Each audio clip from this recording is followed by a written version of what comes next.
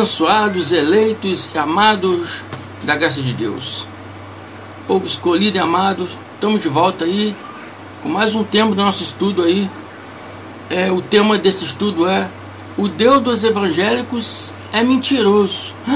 Ih, irmão André, como pode dizer uma coisa dessa? Abençoado, não foi eu que disse, foi um irmão aí do sistema religioso que disse. E vou trazer a vocês, né, a mensagem desse irmão aqui, para a gente poder entrar nesse tema aí, para a gente poder entender um pouco sobre esse assunto aí. Não vou falar o nome desse irmão por, né, motivo de privacidade, né? Ele também não me deu, né, permissão para isso. E esse irmão é do sistema religioso. E ele abandonou o sistema religioso pensando nisso, que o Deus evangélico é mentiroso, por causa de uma promessa bíblica que ele viu e que essa promessa nunca concretizou na vida dele. Por causa dessas coisas, ele abandonou a igreja, o sistema religioso. Eu estava conversando com ele, ele disse: não, irmão André, eu não quero mais saber de nada, não quero saber mais de religião, não quero saber mais de Deus, não quero saber mais de nada.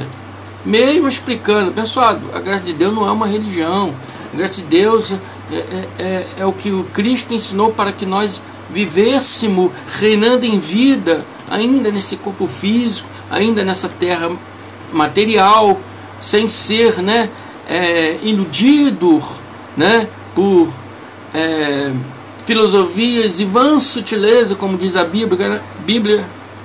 Nós hoje usamos as palavras falácia religiosa, né? Viver sem ser iludido. Mostramos na graça de Deus a verdade da palavra, sem achismo do pregador. Mesmo assim, esse irmão não quis saber. Não quer saber não. Depois que eu expliquei ele, tirei a dúvida dele e expliquei para ele a condição dentro da palavra, esse irmão agora, ele passou para o nosso lado. Agora ele está em graça, está aprendendo em graça, está crescendo a cada dia em graça conosco. Depois que eu ensinei para ele, mostrei para ele, né? E aí, mosquito? Depois que eu mostrei para ele a verdade da palavra, e ele parou de achar que Deus evangélico é mentiroso. O Deus evangélico, o Deus da graça, é o mesmo Deus. Apenas os evangélicos estão vivendo no passado ainda não acordaram espiritualmente. Nós da graça já acordamos espiritualmente. Nós já conseguimos ver realmente o que Deus tem planejado para nós. Os evangélicos ainda estão com a mente, como diz a Bíblia, está com o véu ainda de Moisés posto na mente deles, não deixando eles ver o que Cristo já retirou, o que Cristo já anulou, e o que Cristo já deu para nós gratuitamente. Amém, amados? Vou colocar aí a mensagem desse irmão aí, prestem muita atenção, depois nós vamos entrar aí no tema desse estudo aí. Amém? Preste atenção aí. Senhor André, eu saí da igreja porque esse Deus é uma farsa, é um mentiroso, não acredito mais em nada. Porque anos e mais anos dei o meu dízimo e passo aperto com meu salário mínimo, que nem era mínimo porque R$131 era para Deus, eu ficava com apenas R$1.171. E deixava de pagar muitas coisas, passei aperto na vida muitas vezes por causa desse falso Deus que promete abrir as janelas do céu e derramar bênçãos sem medidas. E isso nunca aconteceu comigo num período de 20 anos na igreja. Preste atenção aí, abençoados. Viram qual é a condição desse irmão? Viram o que ele disse, né, sobre a promessa de Deus? A questão dele está aqui, né? Que ele acha que Deus é falso, porque prometeu abrir a janela do céu, derramar bênção sem medida. E isso nunca aconteceu na vida dele no período da igreja de 20 anos.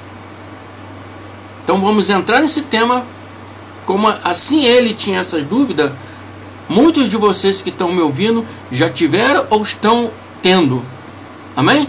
Então vamos entrar nesse estudo para me explicar para os abençoados o que realmente está dizendo nessa palavra. Está dizendo para mim, cristão, está dizendo para vocês, evangélicos, está dizendo para os católicos, para quem Deus fez essa promessa, para quem Ele prometeu essa promessa. Está aqui em Malaquias 3:10. Essa promessa que esse irmão achou que Deus fez para os evangélicos.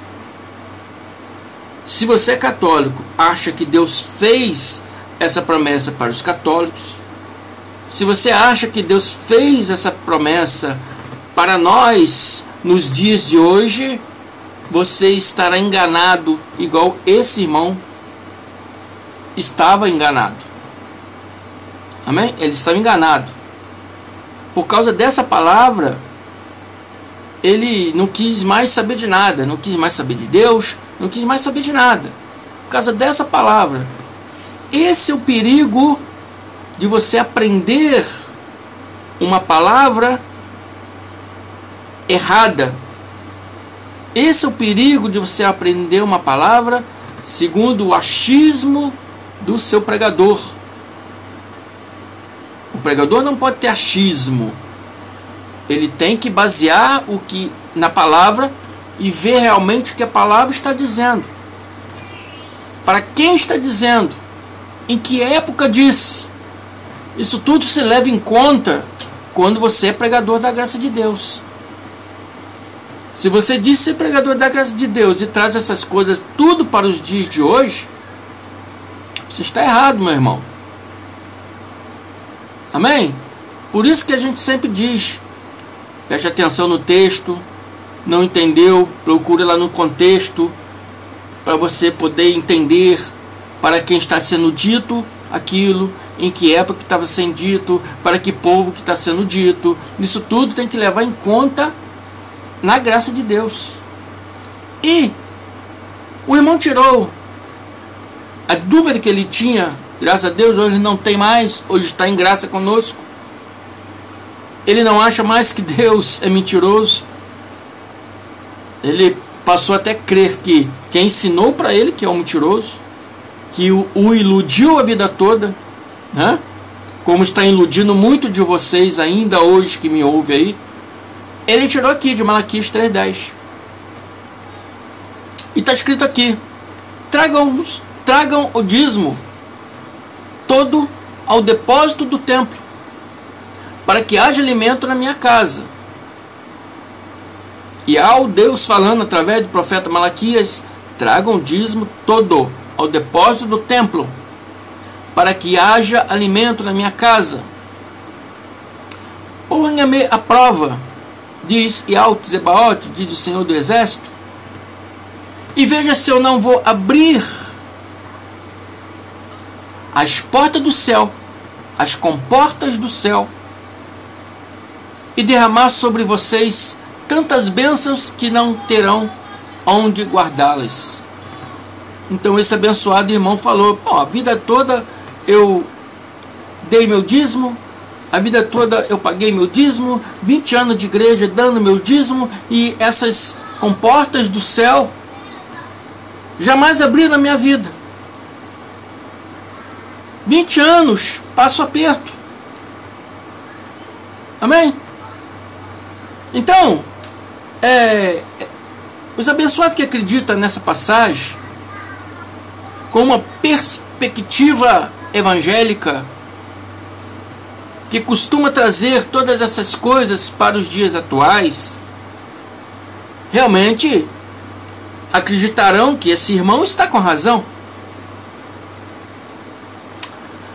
Mas eu disse a ele, expliquei a ele sobre a verdade dessa palavra. Expliquei para ele que essa palavra não está dizendo aqui para evangélicos, não está dizendo aqui para católicos, mas essa palavra está se referindo foi referida, né? Essa promessa foi prometida para o povo de Israel, principalmente para o sumo sacerdote e os sacerdotes. Tragam o dízimo todo ao depósito do templo, para que haja alimento na minha casa. Que casa é essa? Que depósito é esse? Será a igreja tal? A casa de Deus? Será o templo tal? Que é a casa de Deus? Será o banco tal que é o depósito do templo? Não, abençoados. Não, vocês estão sendo iludidos, vocês estão sendo enganados. A casa de Deus aqui está se referindo ao templo de Jerusalém, ao templo que era construído em Jerusalém. Na época de Malaquias havia. Depois esse templo foi destruído em 70 DC. Aquele templo, o templo de Salomão, que existia em Israel, em Jerusalém, né? Mais corretamente em Jerusalém, lá era o templo de Deus, lá era a casa de Deus. O depósito do templo ficava lá naquele templo. As igrejas atuais hoje não é a casa de Deus. O templo que construíram hoje e possa construir muito mais templos, não é a casa de Deus. É só um meio de ganhar dinheiro nas custas de vocês que creem. Amém? Então, vocês que são crentes, têm que abrir os olhos de vocês. A casa de Deus era lá naquele templo em Jerusalém. Onde Deus habita hoje, irmão André? Hoje Deus habita dentro de cada um de nós. E Paulo já disse: acaso não sabeis que vós sois a morada do Espírito Santo, que habita em vós? Hoje ele não habita mais em paredes de concreto. Hoje não habita na igreja, não habita em templos. Pode construir vários templos, várias igrejas. Deus não habita lá. Hoje ele habita dentro de cada um de nós. Amém? Malaquias está falando sobre o templo que existia em Jerusalém. Na época de Malaquias, 430 anos antes do Cristo. Amém? Essa promessa está sendo para aquele povo que viveu naquela época. Amém? Ponha-me à prova. Porque aquele povo estava em transgressão com Deus. Então aquele povo estava passando escassez, estava passando necessidades, porque ele estava em desobediência, estava em transgressão com a palavra de Deus. Deus enviou para eles pragas e gafanhotos para comer as lavouras deles, porque esse dízimo aqui não é dinheiro. Era lavoura, alimentos da lavoura, do gado. E Deus soltou uma praga, enviou para eles uma praga de gafanhoto, para comer as lavouras deles, para destruir a semente que estava armazenada lá no depósito do templo.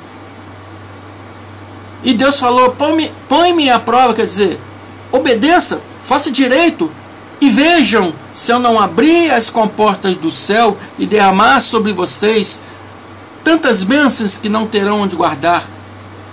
Deus estava falando, através de Malaquias, para aquele povo daquela época, principalmente para os sumos sacerdotes, para os sacerdotes e para o povo em geral de Israel. Porque o sumo sacerdote estava roubando os dízimos. Eles não estavam pagando os trabalhadores do templo, que eram os levitas. Eles não estavam repassando aqueles dízimos para viúvas, para os órfãos, para os estrangeiros que moravam no meio deles, que se convertiam, né, a crença deles, mas não poderia ter terras, né, em Israel.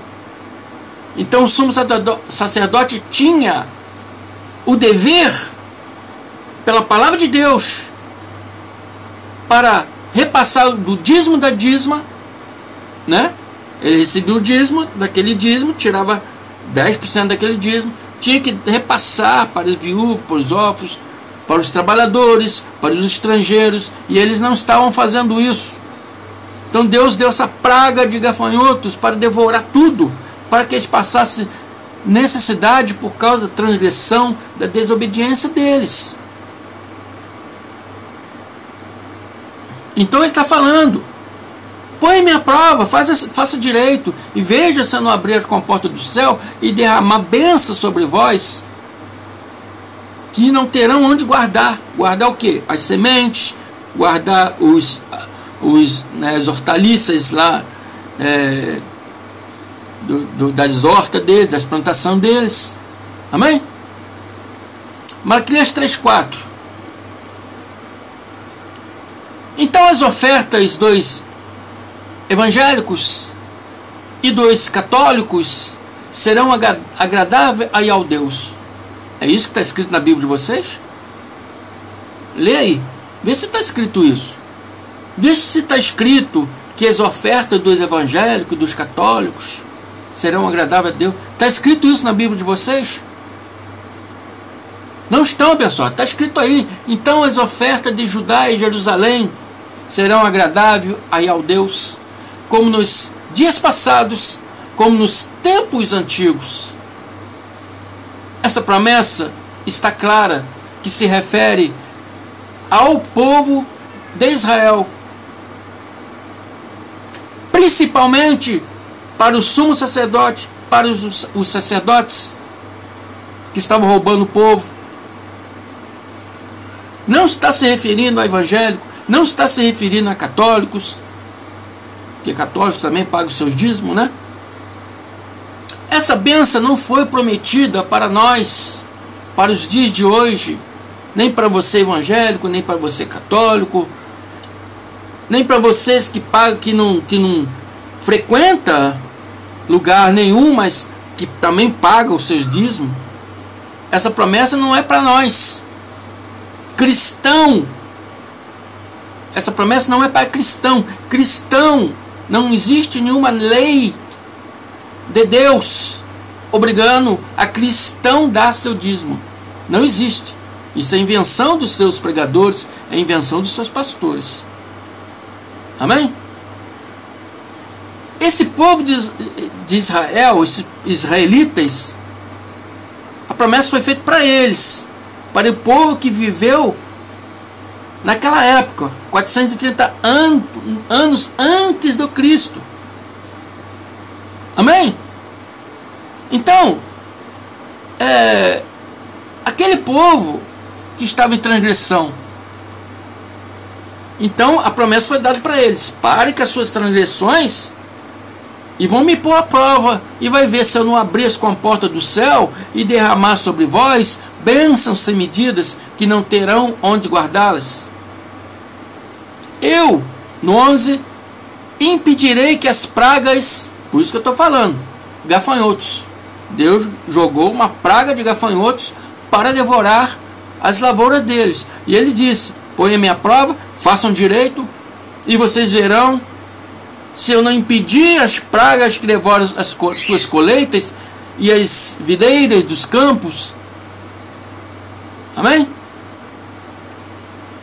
Não perderão o seu fruto, diz Senhor do Exército, Yahweh-Zebaoth. Então, meu irmão evangélico, meu irmão católico, essa promessa não foi feita para você. Essa promessa foi feita para aquele povo que viveu naquela época, 430 anos antes de Cristo, para que eles andassem corretamente, segundo, né, a vontade de Deus, segundo a lei de Deus, segundo a lei que Deus deu para eles viverem. Mas eles não estavam vivendo. Houve um momento que eles caíram em transgressão e em desobediência. Então veio essas pragas. Então, abençoado irmão, 20 anos dando meus dízimos, vivendo do meu salário mínimo e passando aperto na vida. Então ele chegou à conclusão de que o Deus evangélico, porque ele era evangélico na época, era mentiroso. Porque essas comportas do céu nunca foram abertas para a vida dele. Amém? Porque essa promessa não foi para ele, essas promessas não são para evangélicos, essas promessas não são para católicos. Amém? Nós hoje não temos obrigação nenhuma de lei para pagar dízimo. Amém? Você quer ajudar a sua igreja, o seu ministério? Pode ajudar. O dinheiro é seu, você faz o que você quiser. Você pode ajudar. Mas não com a obrigação de... É o dízimo que tem que ser dado para Deus. Porque essa obrigação não é para você. Foi para os judeus. Para os israelitas, depois para os judeus. Essa obrigação foi para eles. Você não pode dar o seu dízimo com obrigação. Se eu não der, as comportas do céu não vai ser aberta para mim. Se eu não der, estou roubando a Deus. Se eu não der, o diabo, o devorador, não existe, é falácia religiosa. O devorador aqui é gafanhoto. Eu vou fazer um estudo mostrando para vocês sobre isso. Fique comigo aí, que vocês vão aprender muitas coisas aí. Amém? Então, abençoados, se você pensa ou pensava igual esse irmão, eu vou te falar que essa promessa não foi feita para você. Amém? Essa voz aqui não é desse irmão, tá? É uma voz computadorizada. Coloquei só para vocês terem uma ideia da forma que ele disse para mim. Amém?